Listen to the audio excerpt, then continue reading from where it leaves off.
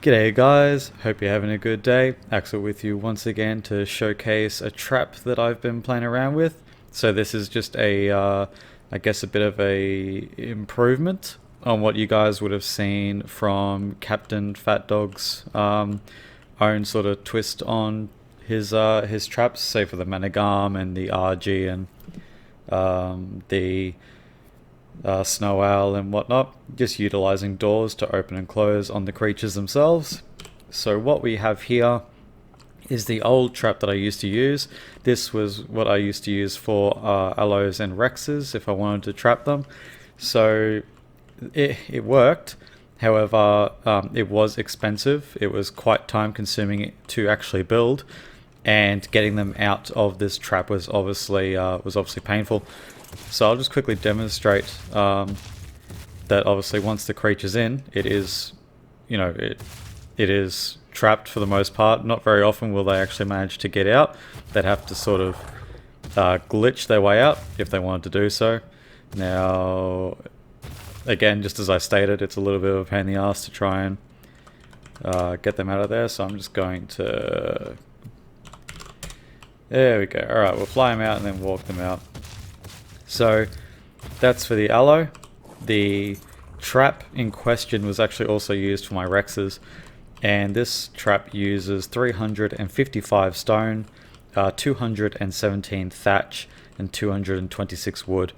Now it doesn't quite have to be that expensive. You could get rid of these wings on the entrance side here if you wanted to. However, I did find that it was much easier to control the creatures as you're luring them or kiting them into the trap itself. So the revision, or the new design that I've taken from the format of Captain Fat Dog, please go check out his page if you haven't already done so. He's he's got some very clever designs in there. So what we got here is very simplistic, very minimalistic, and a few of the elements I was trying to figure out as to why Captain Fat Dog chose them, and after having placed them down and sort of played around with it, I figured it was to save on resources. So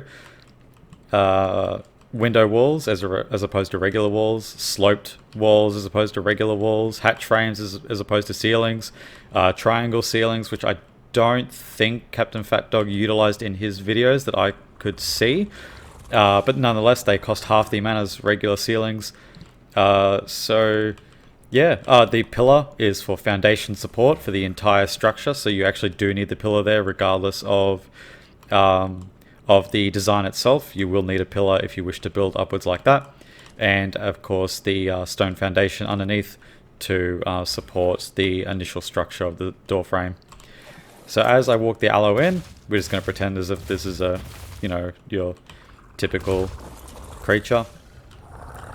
Obviously you just run away from it, come around the side here, open the door, and then run away. So now what I'm going to do, I'm going to whistle follow on it, and hopefully it does not get out of the trap. No.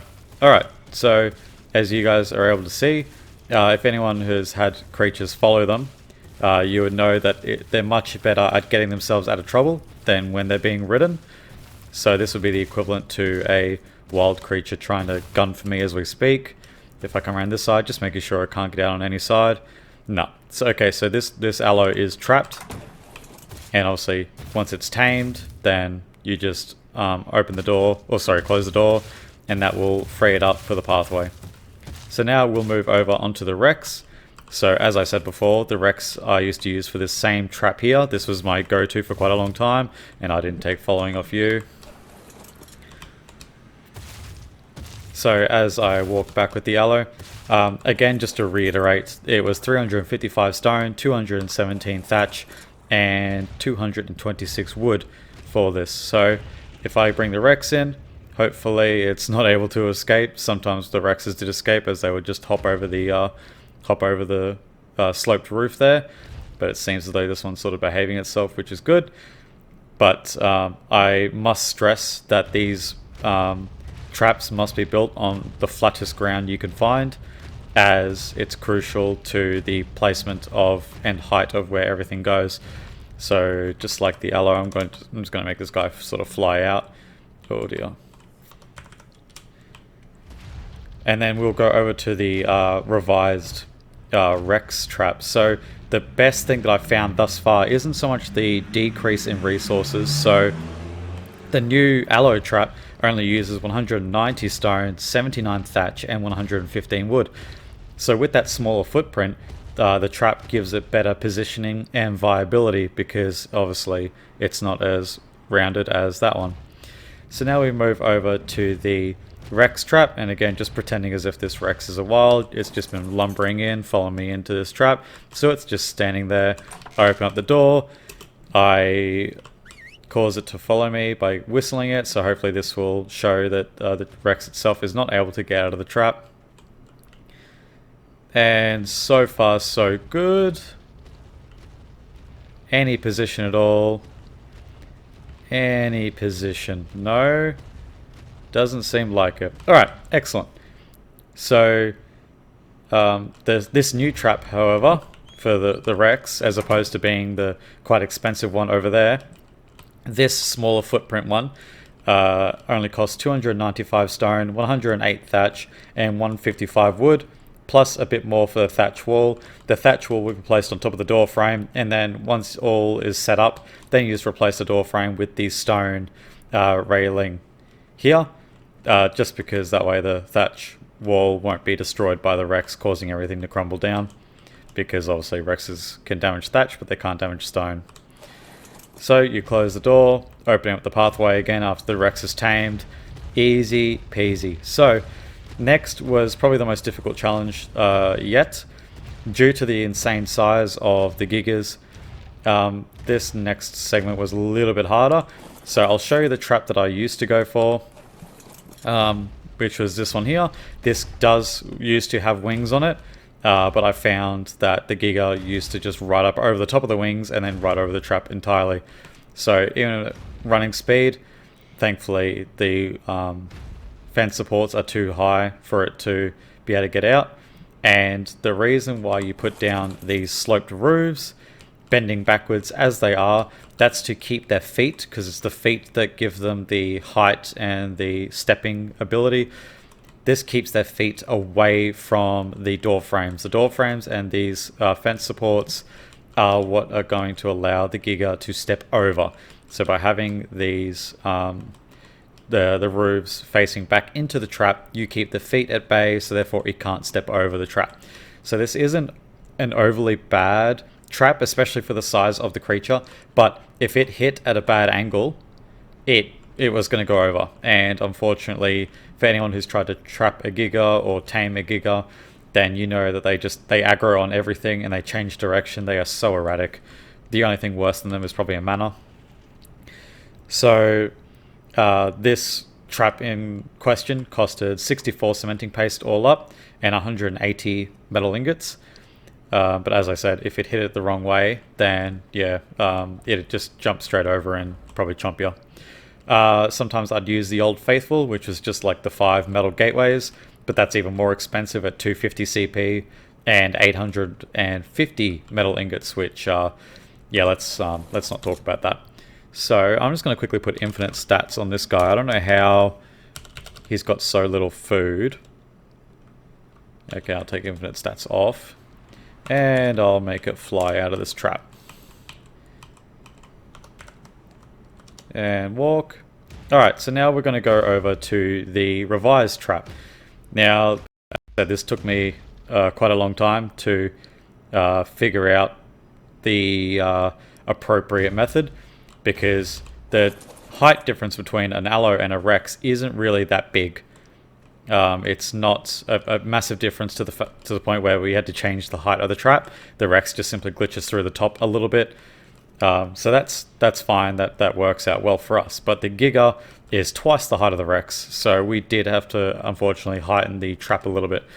But as we just take a quick look in here, it doesn't look like it would hold a Giga, and admittedly I didn't think it was going to. Well, now that I've said that out loud, it's probably not going to, but the last 3 times I tested it just to make sure it worked. So as you guys saw, I couldn't go any further forward.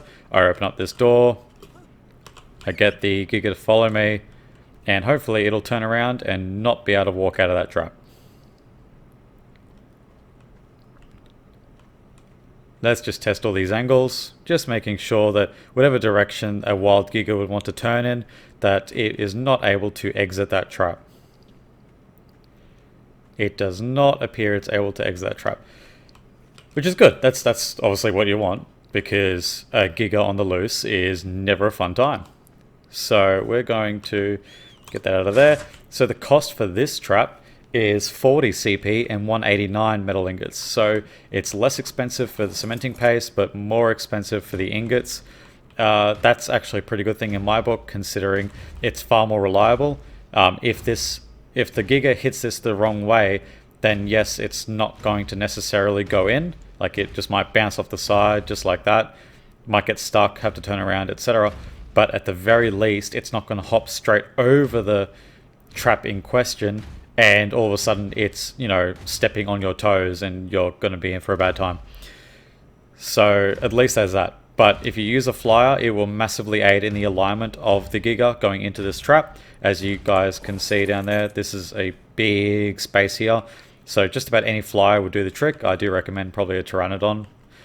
Just a bit of speed, and it's pretty sacrificial just in case the Giga happens to get a bite or two. But yeah, that's essentially all you'd want it for. Now, I will do a quick demonstration, maybe a bit of a speed build in regards to these different traps, just so you guys get an idea as to what you'd actually have to do. Yeah, just in case there's anyone who's watching this and isn't able to just quite follow on as of yet, which is fine. Everyone's got to start somewhere. So we're going to do the Allo, then we'll do the Rex, and then we'll do the Giga. So to start with, what you're going to want to do is place down your fence foundation, and then you'll want to put down a pillar on the end part here. Actually, I don't think it really matters. I think that's just where I've been putting it, but I don't think it matters if it's left or right. So we'll just stick it down there. We'll get our door frame there. We'll stick the door in, and we should have, oh, I can't see it there. There it is. So window frames cost a little bit less than stone walls. So we're going to go for the window frame instead. And we're going to put in the sloped wall there. Now, there are a couple of snap points across the top here of the spire of the sloped wall. So you want to make sure that you get the correct one. It is quite easy to get the wrong one. So there's one there, and I think there's one on this side too. Yep. So just making sure you get the correct one there. The Allo isn't a very big creature, so it doesn't need a whole lot. Now this is a really clever idea that I've taken off Captain Fat Dog, and that's utilizing the floating railing that goes underneath. So that's where the snap point would be for a wall, should the wall be actually placed there. So as you can see, the wall would go all the way down to where the railing is sitting. And that's it. That's all there is. There's 1, 2, 3, 4, 5, 6, 7, 8, 9. There are 9 pieces to this trap altogether. And as you guys saw from the demonstration, it will hold the Allo for you nicely and secure. Provided that you close the door, open the door on it as it's trying to, nash you. Let's get some more of those. Next, we're going to do the Rex. Same deal, we're going to put the pillar down there. Let's get our door frame there. Got the reinforced door there. Now this time we're going to... did I have some thatch walls? I do have a thatch wall. So this time I'm going to put a thatch wall down. And then we're going to place... We got 1, 2, 3, 4. So we got 4 triangle ceilings on top of our sloped wall. So we're going to put the sloped wall on there. And we should have... There we go. 1, 2, 3, and 4.